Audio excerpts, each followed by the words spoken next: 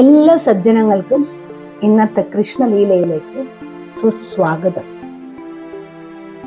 കാണാതിരിക്കാൻ കഴിയാത്തവനെ കാണാൻ വില്ലുമംഗലം സ്വാമിയാർ ഗുരുവായൂർ അമ്പലത്തിലെത്തിയപ്പോൾ അവിടെ ശ്രീലകം ശൂന്യമായിരുന്നു. ഭഗവാൻ എവിടെ എന്ന് തന്റെ ദിവ്യദൃഷ്ടി കൊണ്ട് തിരഞ്ഞ സ്വാമിയാർ ചെന്നെത്തിയത് കിലോമീറ്ററുകൾ അകലെയുള്ള ഒരു പഴയ മനയുടെ മുറ്റത്താണ്. അവിടെ കണ്ട കാഴ്ച സ്വാമിയാരെ ഞെട്ടിച്ചു കളഞ്ഞു. ലോകരക്ഷകൻ ഒരു അമ്മയുടെ ശാസന ഭയന്ന് പാത്രത്തിനടിയിൽ ഒളിച്ചിരിക്കുന്നു. പണ്ഡിതന്റെ മന്ത്രങ്ങളെക്കാൾ ഭഗവാനെ ഇഷ്ടപ്പെട്ടത് ആ അമ്മയുടെ എന്ത് പ്രവൃത്തിയായിരുന്നു? ആ അമ്മ മനസ്സ് ആരുടേതാണ്? ഭക്തിയുടെ വിശ്വരൂപമായി മാറിയ ആ പുണ്യനാമം ഏതാണെന്ന് നിങ്ങൾക്ക് പറയാമോ? ഗുരുവായൂരപ്പന്റെ വികൃതികൾക്ക് കൂട്ടിരുന്ന ആ പുണ്യജന്മം ആരാണ്? ഉത്തരം അറിയാവുന്നവർ ഉടൻ കമന്റ് ബോക്സിൽ മറുപടി ചെയ്യൂ.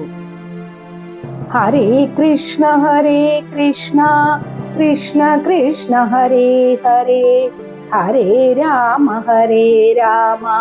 രാമ രാമ ഹരേ ഹരേ. പ്രപഞ്ചത്തിന്റെ ഈ അത്ഭുതകരമായ ക്രമത്തിന് പിന്നിൽ ഒരു ശക്തി ഉണ്ടെന്ന് തിരിച്ചറിയുന്നതാണ് ഏറ്റവും വലിയ ഭക്തി. ആ ശക്തിക്ക് മുന്നിൽ വിനയാന്വിതനാവുന്നതാണ് യഥാർത്ഥ ജ്ഞാനം. തേനീച്ചകൾ തങ്ങളുടെ ഗൃഹങ്ങൾ നിർമ്മിക്കാൻ ഷഡ്ഭുജങ്ങൾ തന്നെ തിരഞ്ഞെടുക്കുന്നത് കേവലം ഒരു യാദൃച്ഛികതയല്ല. ഗണിതശാസ്ത്രത്തിലെ ഹണികോം കൺജങ്ക്ടർ എന്ന അതിസങ്കീർണമായ തത്വമാണ് ഈ കൊച്ചു പ്രാണികൾ പ്രാവർത്തികമാക്കുന്നത്. വിടവുകളില്ലാതെ പരസ്പരം ചേർന്നിരിക്കാനും ഏറ്റവും കുറഞ്ഞ അളവിൽ മെഴുക് ഉപയോഗിച്ച് ഏറ്റവും കൂടുതൽ തേൻ സംഭരിക്കാനും പ്രപഞ്ചത്തിൽ ആകെയുള്ള ഏക ജാമ്യതീയ രൂപം ഷഡ്ഭുജമാണ്. യാതൊരു എഞ്ചിനീയറിംഗ് ബിരുദവുമില്ലാത്ത ഈ കൊച്ചു ജീവികൾക്ക് ഇത്രയും കൃത്യമായ നിർമ്മാണ ബുദ്ധി പകർന്നു നൽകിയത് ഏത് വിശ്വവിദ്യാലയമാണ്? ആകാശത്തിന്റെ അനന്തതയിൽ വഴിതെറ്റാതെ 10,000-കണക്കിന് നാഴികകൾ പറക്കുന്ന പക്ഷികളുടെ ചിറകുകളിൽ ആര് ഒളിപ്പിച്ചു വെച്ചു ഈ അദൃശ്യമായ ദിശാസൂചികൾ?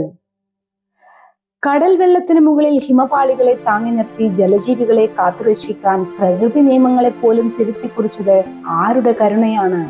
ഇവയൊന്നും യാദൃച്ഛികതയല്ല, മറിച്ച് പുൽക്കൊടി മുതൽ നക്ഷത്ര മണ്ഡലങ്ങൾ വരെ നീളുന്ന പ്രപഞ്ചത്തിലെ ഓരോ ചലനത്തെയും ഒരു താളം പോലെ നിയന്ത്രിക്കുന്ന ആ മഹാശക്തിയുടെ വിരൽപ്പാടുകളാണിവ. ജ്ഞാനികൾ ആ ശക്തിയെ പ്രപഞ്ച സത്യമെന്ന് വിളിക്കുമ്പോൾ ഒരു ഭക്തന് അത് തന്റെ ഉണ്ണിക്കണ്ണന്റെ വിരസ്തുമ്പിലെ ലീല മാത്രമാണ്. പ്രപഞ്ചത്തിലെ അതിസങ്കീർണമായ ഈ ക്രമങ്ങൾ ഒരു യാദൃച്ഛികതയല്ല, മറിച്ച് ഓരോ ജീവകോശത്തിലും അദൃശ്യമായി കുടികൊള്ളുന്ന ആ പരമ ചൈതന്യത്തിന്റെ ബോധപൂർവമായ ഇടപെടലുകളും നിതാന്തമായ സംരക്ഷണവുമാണ്. ശാസ്ത്രത്തിന്റെ ദൂരദർശിനികൾക്കും പാണ്ഡിത്യത്തിന്റെ തർക്കങ്ങൾക്കും അപ്പുറം നിൽക്കുന്ന ഒന്നാണ് ഭക്തി എന്ന് ആധുനിക യുഗത്തിലെ ജ്ഞാനികളും അടിവരയിടുന്നു. നമ്മുടെ കാലഘട്ടത്തിലെ മഹത് വ്യക്തികൾ ഭക്തിയെ വിശേഷിപ്പിക്കുന്നത് ഇപ്രകാരമാണ്. മഹാത്മാഗാന്ധിജിക്ക് ഭക്തി എന്നത് ആത്മബലമായിരുന്നു. അദ്ദേഹം പറഞ്ഞു, ഭക്തി എന്നാൽ അന്ധമായ വിശ്വാസമല്ല, മറിച്ച് അത് ആത്മാവിന്റെ അചഞ്ചലമായ ശാന്തതയാണ്. സകല വിദ്യകൾക്കും അപ്പുറത്തുള്ള ഒന്നാണത്. ഹൃദയത്തിൽ ഭക്തിയുള്ളവന് ലോകത്തിൽ ഒന്നിനെയും ഭയപ്പെടേണ്ടതില്ല. ഭക്തിയുടെ മനഃശാസ്ത്രപരമായ വശത്തെക്കുറിച്ച് സ്വാമി വിവേകാനന്ദൻ പറഞ്ഞത് ഇങ്ങനെയാണ്: നിനക്ക് ഈശ്വരനെ സ്നേഹിക്കണമെന്നുണ്ടെങ്കിൽ ആദ്യം നിന്റെ സഹജീവികളെ സ്നേഹിക്കുക. ഒരു പണ്ഡിതന്റെ തലച്ചോറിനേക്കാൾ ഈശ്വരന് പ്രിയപ്പെട്ടത് ഒരു ഭക്തന്റെ ഹൃദയമാണ്. കണ്ണുനീരിൽ കഴുകിയെടുത്ത ഹൃദയത്തിലാണ് ഭഗവാൻ കുടികൊള്ളുന്നത്. രവീന്ദ്രനാഥ ടാഗോറിന്റെ ഗീതാഞ്ജലിയിലെ വരികൾക്ക് സമാനമായ ആശയം ഇതാണ്: ഈശ്വരൻ പണ്ഡിതന്മാരുടെ സഭയിലല്ല, മറിച്ച് വിയർപ്പൊഴുക്കി പണിയെടുക്കുന്നവന്റെയും നിഷ്കളങ്കമായി സ്നേഹിക്കുന്നവന്റെയും കൂടെയാണ് ഇരിക്കുന്നത്. ഭക്തി എന്നാൽ ഈശ്വരനെ കണ്ടെത്തലല്ല, ഈശ്വരന് നമ്മെ കണ്ടെത്താൻ പാകത്തിൽ സ്വയം സമർപ്പിക്കലാണ്. ആൽബർട്ട് ഐൻസ്റ്റീൻ ശാസ്ത്രജ്ഞനാണെങ്കിലും ഭക്തിയുടെ ആഴത്തെക്കുറിച്ച് അദ്ദേഹം പറഞ്ഞത് ഇതാണ്: കടലിലെ തിരമാലകൾ കരയെ തേടിയെത്തുന്നത് പോലെ അചഞ്ചലമായ ഭക്തിയുള്ളവന്റെ അടുത്തേക്ക് ദൈവം മറുപടിയായി ഓടിയെത്തുന്നു. അവിടെ നിയമങ്ങളില്ല, വിധികൾക്ക് സ്ഥാനമില്ല, സ്നേഹം മാത്രമാണ് ഏക ഭാഷ. ഭക്തി എന്നാൽ ഭഗവാനെ തേടലല്ല, നേടലല്ല, മറിച്ച് ഭഗവാന് വേണ്ടി സ്വയം ഇല്ലാതാകലാണ് എന്നാണ് കുറൂരമ്മയുടെ ജീവിതം നമ്മെ പഠിപ്പിക്കുന്നത്. കുറൂരമ്മയുടെ ജീവിതത്തിൽ നാം കണ്ടതും ഈ ഭക്ത പരാധീനത തന്നെയാണ്. പരബ്രഹ്മയായ കൃഷ്ണൻ ഒരു കൊച്ചു കുഞ്ഞിനെ പോലെ കുറൂരമ്മയുടെ കൽപ്പനകൾ അനുസരിച്ചിരുന്നത് ഈ തത്വം മൂലമാണ്. ശ്രീമദ് ഭാഗവതത്തിൽ കുറൂരമ്മയെ കുറിച്ചുള്ള നേരിട്ടുള്ള പരാമർശനമൊന്നുമില്ല. കാരണം ഭാഗവതം പുരാതനമായ ഒരു പുരാണ ഗ്രന്ഥമാണ്. എന്നാൽ കുറൂരമ്മ ഏകദേശം 16-ാം നൂറ്റാണ്ടിൽ കേരളത്തിൽ ജീവിച്ചിരുന്ന ഒരു ഭക്തയാണ്. ഭാഗവതം ഉയർത്തിപ്പിടിക്കുന്ന പ്രഹ്ലാദ ഭക്തി അഥവാ നിഷ്കാമ ഭക്തി എന്ന തത്വത്തിൽ ജീവിക്കുന്ന ഉദാഹരണമായിരുന്നു അവർ. ശ്രീമദ് ഭാഗവതം 9-ാം സ്കന്ധത്തിലെ 4-ാം അധ്യായത്തിലെ 63-ാം ശ്ലോകം ഇങ്ങനെ പറയുന്നു: അഹം ഭക്ത പരാധീനോ ഹ്യസ്വതന്ത്ര ഇവ ദ്വിജ സാധുഭിർഗ്രസ്ത ഹൃദയോ ഭക്തേ ഭക്തജനപ്രിയ. ഭഗവാൻ പറയുന്നു, ഞാൻ കീഴടക്കപ്പെട്ട ഹൃദയത്തോടു കൂടിയവനാണ്. അതായത് ഭക്തന്മാരാൽ കീഴടക്കപ്പെട്ട ഹൃദയത്തോടു കൂടിയവനാണ്. ഹേ ബ്രാഹ്മണോത്തമ, ഞാൻ ഭക്തന്മാർക്ക് അധീനനാണ്. എനിക്ക് സ്വതന്ത്രനായി ഒന്നും ചെയ്യാനാവില്ല. സാധുക്കളായ ഭക്തർ എന്റെ ഹൃദയം കീഴടക്കിയിരിക്കുന്നു. എനിക്ക് എന്റെ ഭക്തന്മാരെ പോലെ പ്രിയപ്പെട്ടവരായി മറ്റാരുമില്ല. ഇതിന്റെ പശ്ചാത്തലം ഇങ്ങനെയാണ്. അംബരീഷ മഹാരാജാവിനെ വധിക്കാൻ മുതിർന്ന ദുർവാസാവ് മഹർഷി ഭഗവാന്റെ സുദർശന ചക്രത്തിൽ നിന്ന് രക്ഷ നേടാനായി വൈകുണ്ഠത്തിൽ അഭയം പ്രാപിക്കുന്നു. ആ സമയത്ത് മഹാവിഷ്ണു ദുർവാസാവിനോട് പറയുന്ന മറുപടിയാണിത്. തന്റെ ഭക്തനായ അംബരീഷനെ ദ്രോഹിച്ചവനെ രക്ഷിക്കാൻ തനിക്ക് അധികാരമില്ലെന്നും താൻ എപ്പോഴും തന്റെ ഭക്തന്റെ ഇഷ്ടത്തിന് വഴങ്ങുന്നവനാണെന്നും ഭഗവാൻ ഇതിലൂടെ പ്രഖ്യാപിക്കുന്നു. അഹങ്കാരത്തിന്റെ പാണ്ഡിത്യം വിനയത്തിന്റെ കണ്ണുനീരിനോട് തോറ്റുപോയ ഒരിടമുണ്ട് ഗുരുവായൂരിലെ ആ പഴയ കുറൂർമന.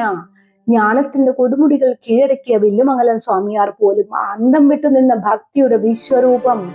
ഒരു കൊച്ചു കുഞ്ഞിനോട് എന്ന പോലെ ഭഗവാനോട് പരിഭവിച്ചും പിണങ്ങിയും ഒടുവിൽ തന്റെ പാത്രത്തിനുള്ളിൽ ആ ജഗന്നാഥനെ ഒളിപ്പിച്ചു വെച്ചും ചരിത്രം കുറിച്ച ഒരു അമ്മ. ഭക്തി എന്നാൽ അറിവല്ല, അത് ഹൃദയത്തിന്റെ ആർദ്രതയാണെന്ന് ലോകത്തിന് കാട്ടിക്കൊടുത്ത കുറൂരമ്മയുടെയും അവർക്ക് കൂട്ടിരുന്ന ആ അദ്ഭുത ബാലന്റെയും കഥയാണിത്. ശ്രീ ഗുരുവായൂരപ്പന്റെ വിശ്വസ്തയായ തോഴിയായും മാതാവായും വിഖ്യാതയായ ഭക്തയാണ് കുറൂരമ്മ. ആത്മസമർപ്പണത്തിന്റെ മാധുര്യം തുളുമ്പുന്ന ആ ജീവിത കഥയിലെ പ്രധാന ഏടുകൾ താഴെ പറയുന്ന രീതിയിൽ കോർത്തിണക്കാം. ഗുരുവായൂർ ക്ഷേത്രത്തിനടുത്തുള്ള കുറൂർമനയിലെ അന്തർജനമായിരുന്നു അവർ. തന്റെ ഭർത്താവിന്റെ വേർപാടിന് ശേഷം ഈ ശോകതപ്തമായ തന്റെ ജീവിതം അവർ പൂർണ്ണമായും കൃഷ്ണന് സമർപ്പിച്ചു. പ്രഹ്ലാദനെ പോലെ സകല ചരാചരങ്ങളിലും ഈശ്വരനെ ദർശിക്കാനുള്ള ആർജവം അവർക്കുണ്ടായിരുന്നു. ലോക സുഖങ്ങളോ സ്വർഗമോ ആഗ്രഹിക്കാതെ കേവലം ഭഗവാന്റെ സാമീപ്യം മാത്രം കാക്ഷിച്ച കുറൂരമ്മയുടെ ഭക്തി നിഷ്കാമ ഭക്തിയുടെ ഉദാത്ത ഉദാഹരണമാണ്. ഉണ്ണിക്കണ്ണന്റെ കളിക്കൂട്ടുകാരിയായിരുന്നു കുറൂരമ്മ.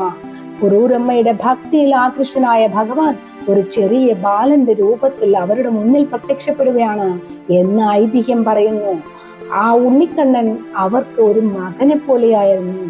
അമ്മയുടെ അരികിലിരുന്ന് കഥകൾ കേൾക്കാനും അമ്മ ഉണ്ടാക്കുന്ന ലളിതമായ ആഹാരം പങ്കിടാനും അമ്മയോടൊപ്പം കുസൃതികൾ കാണിക്കാനും ആ ഉണ്ണി എപ്പോഴും കൂടെ ഉണ്ടായിരുന്നു.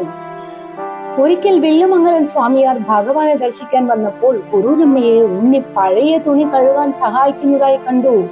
സാക്ഷാൽ പരബ്രഹ്മം ഒരു സാധാരണ ഭക്തിയുടെ വേലക്കാരനായി മാറിയ ആ കാഴ്ച ഭക്തിയുടെ ഉത്തുംഗ ഭാവത്തെയാണ് അടയാളപ്പെടുത്തുന്നത്. വാർദ്ധക്യത്തിന്റെ അവശതകളിലും എന്റെ കണ്ണാ എന്ന് വിളിയിൽ പ്രപഞ്ചനാഥൻ ഓടിയെത്തുമെന്ന് അവർ വിശ്വസിച്ചു. ജാതിമത ഭേദമില്ലാതെ എല്ലാവരിലും ഭഗവാനെ ദർശിച്ച അവർ ആചാരങ്ങളെക്കാൾ വലുത് ഹൃദയശുദ്ധിയാണെന്ന് ലോകത്തിന് കാണിച്ചു കൊടുത്തു. 16-ാം നൂറ്റാണ്ടിലെ ആ ഭക്തിയുടെ കഥ ഇന്നും ഭാരതീയ ഭക്തി പ്രസ്ഥാനത്തിലെ ഒളിമങ്ങാത്ത ഒരു അധ്യായമായി നിലകൊള്ളുന്നു. ലോകം മുഴുവൻ വിഗ്രഹങ്ങളിൽ ദൈവത്തെ തേടിയപ്പോൾ കുറൂരമ്മ തന്റെ വീട്ടിലെ വിറക് കീറാനും വെള്ളം കോരാനും കൂടുന്ന ഒരു ബാലനിൽ തന്റെ നാരായണനെ കണ്ടു. പണ്ഡിതന്മാരും യോഗീശ്വരന്മാരും മന്ത്രങ്ങൾ കൊണ്ട് ഭഗവാനെ വിളിച്ചപ്പോൾ കുറൂരമ്മ സ്നേഹം കലർന്ന ശാസനകൾ കൊണ്ട് അവനെ കീഴടക്കി. പൂജാമുറിയിലെ മന്ത്രോച്ചാരണങ്ങളിലല്ല, മറിച്ച് ഒരു വൃദ്ധയുടെ കണ്ണുനീരിലും അവൾ വിളമ്പിയ പഴങ്കഞ്ഞിയിലുമാണ് താൻ കൂടുതൽ തൃപ്തനാകുന്നത് എന്ന് ഭഗവാൻ ലോകത്തിന് കാണിച്ചു കൊടുത്തു. വിശ്വപ്രപഞ്ചത്തിന്റെ ഭാരം പേറുന്ന ആ തോളുകൾ ഒരു ഭക്തിയുടെ വിറക് കെട്ട് ചുമക്കാൻ തയ്യാറായതാണ് ഭക്തിയുടെ ഏറ്റവും വലിയ വിജയം. അനന്ത പത്മനാഭനായി നിലകൊള്ളുന്ന ശയിക്കുന്ന ആ പരമാത്മാവ് കുറൂരമ്മയുടെ അടുക്കളയിലെ പുകയേറ്റു കണ്ണു നിറയുന്ന ഒരു കൊച്ചു ബാലനായി മാറിയത് പ്രപഞ്ചത്തിലെ ഏറ്റവും വലിയ അത്ഭുതമാണ്. വേദപുരാണങ്ങൾക്ക് വഴങ്ങാത്ത ആ ചൈതന്യം ഒരു വൃദ്ധയുടെ സ്നേഹ സമ്പൂർണമായ ശാസനകൾക്ക് മുന്നിൽ വിറച്ചു നിന്നു. സ്വർണ സിംഹാസനത്തിലിരിക്കുന്ന രാജാധിരാജനേക്കാൾ ഒരു തൈരുപാത്രത്തിന്റെ പിന്നാലെ ഓടുന്ന ആ ഉണ്ണിക്കണ്ണനെയാണ് കുറൂരമ്മ സ്നേഹിച്ചത്. ഭക്തന്റെ ഹൃദയത്തിലെ പ്രേമപാശത്താൽ കെട്ടപ്പെട്ടവന് വൈകുണ്ഠത്തെക്കാൾ പ്രിയം കുറൂരമ്മയുടെ ആ കൊച്ചു കുടിലായിരുന്നു. 1000 സൂര്യന്മാരുടെ പ്രഭയുള്ള സുദർശന ചക്രമേന്തിയ ആ കൈകൾ ഒരു പാവം അമ്മയ്ക്ക് വേണ്ടി മുറ്റത്തെ ചപ്പുചവറുകൾ തൂത്തുവാരി. ലോക ഗുരുവായ കൃഷ്ണൻ ഭക്തിയുടെ പാഠങ്ങൾ പഠിക്കാൻ കുറൂരമ്മയുടെ മടിത്തട്ടിൽ ഒരു സാധാരണ കുഞ്ഞായി ഒതുങ്ങിക്കൂടി. മന്ത്രങ്ങൾ പിഴച്ചാൽ കോപിക്കുന്ന ദൈവത്തെയല്ല ഇലമംഗലം സ്വാമിയാർ കണ്ടത്, മറിച്ച് വിളമ്പിയ കഞ്ഞിയിൽ ഉപ്പില്ലെങ്കിലും സ്നേഹം അധികമായതിനാൽ അത് അമൃതനേക്കാൾ രുചിയോടെ കുടിക്കുന്ന ഒരു മകനെയായിരുന്നു. അവിടെ ഭക്തൻ ദൈവത്തെ സൃഷ്ടിക്കുകയല്ല, മറിച്ച് ദൈവം ഭക്തന്റെ ദാസനായി പുനർജനിക്കുകയായിരുന്നു. ഭഗവത്ഗീതയിലും മഹാഭാഗവതത്തിലും ഒരുപോലെ പ്രാധാന്യമുള്ളതാണ് ഭഗവത്ഗീതയിലെ 9-ാം അധ്യായത്തിലെ 26-ാമത്തെ ഈ ശ്ലോകം. പത്രം പുഷ്പം ഫലം തോയം യോ മേ ഭക്ത്യാ പ്രയച്ഛതി തദഹം ഭക്ത്യുപഹൃതം അശ്നാമി പ്രയതാത്മനാം. സാന്ദീപനി മഹർഷിയുടെ പുണ്യ താപസത്തിൽ ശ്രീകൃഷ്ണനോടൊപ്പം വിദ്യ അഭ്യസിച്ച സതീർത്ഥനായിരുന്നു സുദാമ എന്ന കുചേലൻ. ലൗകികമായ ആഡംബരങ്ങളോടോ സമ്പത്തിനോടോ തെല്ലും മോഹമില്ലാത്ത അദ്ദേഹം ദാരിദ്ര്യത്തിന്റെ കൊടും കയ്പിലും മനമൊരുകാതെ ഭഗവത് ചിന്തയിൽ മാത്രം മുഴുകി ജീവിച്ചു. പരിമിതികൾക്കിടയിലും ഭഗവാനോടുള്ള അനുരാഗം മാത്രമായിരുന്നു ആ ബ്രാഹ്മണ ശ്രേഷ്ഠന്റെ ഏക സമ്പാദ്യം. എങ്കിലും കുടുംബത്തിന്റെ ദുരവസ്ഥയിൽ മനം നൊന്ത പത്നിയുടെ സ്നേഹപൂർണമായ നിർബന്ധത്തിന് വഴങ്ങി അദ്ദേഹം തന്റെ പ്രിയ തോഴനെ കാണാൻ ദ്വാരകയുടെ തിരുമുറ്റത്തേക്ക് യാത്ര തിരിക്കുകയാണ്. കൈമുതലായി ഉണ്ടായിരുന്നത് മുഷിഞ്ഞു കീറിയ ഒരു തുണിക്കഷ്ണത്തിൽ പൊതിഞ്ഞ് വെറും ഒരു പിടി അവൽ മാത്രമായിരുന്നു. ദ്വാരകാപുരിയുടെ വിസ്മയിപ്പിക്കുന്ന രാജകീയ പ്രൗഢിയും സ്വർണ്ണാഭരണങ്ങളുടെ തിളക്കവും കണ്ടപ്പോൾ കുചേല ഹൃദയം ലജ്ജയാൽ വിങ്ങി. ഈ പ്രപഞ്ചത്തിന്റെ മുൻപിൽ മുഴുവൻ നാഥനായ ഭഗവാന് പരിമിതികളുടെ ഈ നിസ്സാരമായ അവൽ പൊതി താൻ എങ്ങനെ സമർപ്പിക്കും? സംശയങ്ങളാൽ ഉലഞ്ഞ അദ്ദേഹം തന്റെ ഏക സമ്പാദ്യത്തെ ആരും കാണാതെ വസ്ത്രത്തിനുള്ളിൽ ഒളിപ്പിച്ചു വെച്ചു. എന്നാൽ ഭക്തന്റെ ഹൃദയം ഉള്ളം തൊട്ടറിയുന്ന സർവസാക്ഷിയായ ജഗന്നാഥൻ അത് സ്നേഹപൂർവം പിടിച്ചു വാങ്ങി. എന്റെ പ്രിയ സത്യത്യം എനിക്കായി കരുതിയ അമൃതാണിത് എന്ന് ഗദ്ഗതത്തോടെ മൊഴിഞ്ഞുകൊണ്ട് ആ അവൾ അതീവ താല്പര്യത്തോടെ ഭഗവാൻ ഭക്ഷിച്ചു. ഒന്നും ചോദിക്കാതെ തന്നെ ആ ഒരു പിടി അവലിന് പകരമായി സകല ഐശ്വര്യങ്ങളും അനുഗ്രഹ വർഷമായി കുചേലന്റെ ജീവിതത്തിലേക്ക് ഭഗവാൻ ചൊരിഞ്ഞു. ലൗകികമായ യാതൊന്നും മോഹിക്കാതെ വന്ന ആ പരമഭക്തനെ അക്ഷയമായ സമ്പത്തിനാൽ ഭഗവാൻ ധന്യനാക്കി. ഭാഗവതത്തിലെ തത്വങ്ങളും കുറൂരമ്മയുടെ ജീവിതം തമ്മിലുള്ള ചില സാമ്യങ്ങൾ ഇതാണ്. വാത്സല്യ ഭക്തി ഭാഗവതത്തിലെ 10-ാം സ്കന്ധത്തിലെ യശോദയുടെയും കൃഷ്ണന്റെയും ബന്ധത്തെ വർണ്ണിക്കുന്നത് പോലെ യശോദ എങ്ങനെയാണ് ഈശ്വരനെ ഒരു മകനായി കണ്ട് വാത്സല്യം ചൊരിഞ്ഞത്, അതേ ഭാവമായിരുന്നു കുറൂരമ്മയ്ക്കും. യശോദയ്ക്ക് ഭഗവാൻ മുക്തി നൽകുന്നവനായിരുന്നില്ല, മറിച്ച് വാരിക്കൊടുക്കുന്ന ചോറുണ്ണുന്ന ഒരു മകനായിരുന്നു. അതുപോലെ തന്നെയായിരുന്നു കുറൂരമ്മയ്ക്കും തന്റെ ദാസനായ കണ്ണൻ. ഭാഗവതത്തിന്റെ സാരമായ ഭക്തി സൂത്രങ്ങളിൽ പറയുന്ന അനന്യ ഭക്തി, അതായത് നാരദ ഭക്തി സൂത്രത്തിൽ പറയുന്നത് എന്നുവെച്ചാൽ മറ്റൊന്നിലും മനസ്സുറപ്പിക്കാതെ ഈശ്വരനിൽ മാത്രം ലയിച്ചിരിക്കുക. കുറൂരമ്മയുടെ ഓരോ ശ്വാസത്തിലും ഇത് ഉണ്ടായിരുന്നു. അമ്പലത്തിലെ വിഗ്രഹത്തെക്കാൾ അവർക്ക് വിശ്വാസം തന്റെ കൂടെ ഇരുന്ന് വിറക് കീറുന്ന ഉണ്ണിക്കണ്ണനെ ആയിരുന്നു. ഭാഗവതത്തിലെ അക്ഷരങ്ങൾ കുറൂരമ്മയുടെ അടുക്കളയിൽ ജീവനുള്ള രൂപങ്ങളായി മാറി. വ്യാസദേവൻ തന്റെ തൂലിക കൊണ്ട് എഴുതിയ ഭക്തിരസം കുറൂരമ്മ തന്റെ സ്നേഹം കൊണ്ട് പാകം ചെയ്ത പഴങ്കഞ്ഞിയിൽ ചാലിച്ചെടുത്തു. പരീക്ഷിത് മഹാരാജാവിന് മോക്ഷം നൽകിയ ഭാഗവതം കുറൂരമ്മയ്ക്ക് നൽകിയത് ഒരു കൂട്ടിനെയായിരുന്നു. ഒരാൾക്ക് അതൊരു ജ്ഞാനമായിരുന്നെങ്കിൽ മറ്റൊരാൾക്ക് അത് തന്റെ മകന്റെ കൈപിടിച്ചുള്ള നടത്തമായിരുന്നു.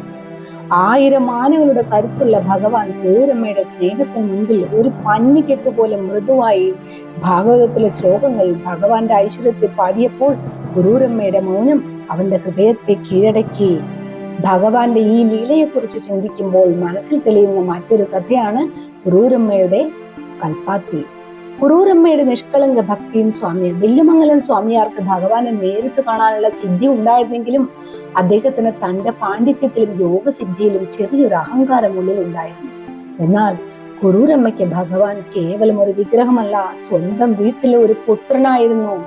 ഒരിക്കൽ സ്വാമിയാർ കുറൂരമ്മയുടെ വീട്ടിൽ ഭിക്ഷയ്ക്ക് ഭക്ഷണം കഴിക്കാൻ എത്തിയപ്പോൾ വിഭവ സമൃദ്ധമായ സദ്യ തയ്യാറാക്കാൻ കുറൂരമ്മയ്ക്ക് സാധിക്കില്ലെന്ന് അദ്ദേഹം കരുതി. എന്നാൽ ഭഗവാൻ ഒരു ബാലനായി വന്ന് അവർക്ക് പച്ചക്കറികൾ അരിഞ്ഞു കൊടുക്കുകയും വെള്ളം കോരി കൊടുക്കുകയും സഹായിക്കുകയും ചെയ്യുന്നത് കൊണ്ട് സ്വാമിയാർ അത്ഭുതപ്പെട്ടു. ഈ കഥകളിലെല്ലാം തെളിയുന്നത് വാത്സല്യ ഭക്തിയാണ്. ജ്ഞാനം കൊണ്ട് ദൈവത്തെ അളക്കാൻ ശ്രമിച്ച സ്വാമിയാർക്ക് മുന്നിൽ ദൈവം അദൃശ്യനായപ്പോൾ സ്നേഹം കൊണ്ട് അവനെ അടക്കി ഭരിച്ച കുറൂരമ്മയ്ക്ക് മുന്നിൽ അവൻ വെറും ഒരു വീട്ടു ജോലിക്കാരനായി മാറി. കുറൂരമ്മയുടെ ഭക്തി എന്നത് ഈശ്വരനെ ഒരു വിഗ്രഹമായല്ല, മറിച്ച് തന്റെ കൂടെയുള്ള ഒരു കൊച്ചു മകനായി കാണുന്ന വാത്സല്യ ഭക്തിയായിരുന്നു. ഭാരതീയ ഭക്തി സാഹിത്യത്തിൽ മീരാഭായിയെ പോലെയും ആണ്ടാളമ്മയെ പോലെയും സ്മരിക്കപ്പെടുന്ന നാമമാണ് കുറൂരമ്മയുടേത്. വില്ലുമംഗലം സ്വാമിയാരുടെ വരികൾ ശ്രീകൃഷ്ണ കർണാമൃതത്തിൽ അദ്ദേഹം ഇങ്ങനെ പറയുന്നു: അദ്വൈതം പഠിച്ചാലും എന്ത്, അഖില വിദ്യകൾ പയറ്റിയാലും എന്ത്, ആനന്ദമൂർത്തിയായ ഉണ്ണിക്കണ്ണൻ ഒരു തുള്ളി കണ്ണുനീരും മുൻപിൽ തന്റെ വിശ്വരൂപം മറന്ന് വിനീതനാകുന്നു. ജ്ഞാനികൾ അദ്ദേഹത്തെ നിർഗുണ ബ്രഹ്മമായി കാണുമ്പോൾ ഭക്തർ അദ്ദേഹത്തെ തന്റെ പ്രിയപ്പെട്ട ഉണ്ണിക്കണ്ണനായി കാണുന്നു. പാണ്ഡിത്യത്തിന്റെ അഹങ്കാരത്തെക്കാൾ ഭഗവാൻ ഇഷ്ടപ്പെടുന്നത് ഒരു ഭക്തന്റെ ഹൃദയത്തിൽ നിന്നും വരുന്ന നിഷ്കളങ്കമായ പ്രേമമാണ്. മറ്റുള്ളവർക്ക് ഭഗവാൻ സർവേശ്വരനായിരുന്നപ്പോൾ കുറൂരമ്മയ്ക്ക് അവൻ കണ്ണൻ എന്ന ചെറിയ ബാലനായിരുന്നു. ഐതിഹ്യങ്ങൾ പറയുന്നത് കുറൂരമ്മയുടെ വീട്ടിൽ വെള്ളം കോരാനും വിറകു കീറാനും പച്ചക്കറി അറിയാനും ഒക്കെ ഭഗവാൻ ഒരു ബാലന്റെ വേഷത്തിൽ എത്തുമായിരുന്നു എന്നാണ്. ഗുരുവായൂർ ക്ഷേത്രവുമായി ബന്ധപ്പെട്ടാണ് കുറൂരമ്മയുടെ പല കഥകളും നിലനിൽക്കുന്നത്. ക്ഷേത്രത്തിലെ പൂജാരിമാർ പോലും അസൂയപ്പെടുന്ന തരത്തിലായിരുന്നു അത്രേ അവരുടെ ഭക്തി. ഒരിക്കൽ ക്ഷേത്രത്തിൽ നിവേദ്യം തയ്യാറാക്കാൻ വൈകിയപ്പോൾ ഭഗവാൻ വിശക്കുന്നു എന്ന് പറഞ്ഞ് കുറൂരമ്മയുടെ അടുത്തേക്ക് ഓടിച്ചെന്നു എന്നാണ് പറയുന്നത്. മനസ്സിലെ കന്മഷങ്ങളെ കഴുകിക്കളഞ്ഞാൽ സ്നേഹത്തിന്റെ ഒരു പിടി അവൽ പൊതിയുണ്ടെങ്കിൽ ഏത് ചക്രവർത്തിയെയും നമുക്ക് മുന്നിൽ ഒരു ഉണ്ണിക്കണ്ണനായി ഓടിയെത്തും എന്നതിന് ഇതിലും വലിയൊരു സാക്ഷ്യമുണ്ടോ? അദ്വൈത വീഥികളിലൂടെ സഞ്ചരിച്ച് പാണ്ഡിത്യം നേടുന്നതിനേക്കാൾ വലിയ പുണ്യം ആ നിഷ്കളങ്കമായ കണ്ണുനീരിന് മുന്നിൽ ഇരിക്കുന്ന ഈശ്വരൻ തോറ്റുകൊടുക്കുന്ന നിമിഷമാണ്. നമുക്കും പ്രാർത്ഥിക്കാം, കുറൂരമ്മയുടെ പാത്രത്തിൽ എന്ന പോലെ നമ്മുടെ ഓരോരുത്തരുടെയും ഹൃദയങ്ങളിൽ ആ ഉണ്ണിക്കണ്ണൻ എന്നെന്നും കുടിയിരിക്കട്ടെ. സജ്ജനങ്ങളെ, ഇവിടെ നിർത്തുകയാണ്. ഹരേ കൃഷ്ണ കൃഷ്ണ കൃഷ്ണ ഹരേ ഹരേ, ഹരേ രാമ രാമ രാമ ഹരേ ഹരേ. ലോകാ സമസ്താ സുഖിനോ ഭവന്തു, ലോകാ സമസ്താ സുഖിനോ ഭവന്തു, ലോകാ സമസ്താ സുഖിനോ ഭവന്തു.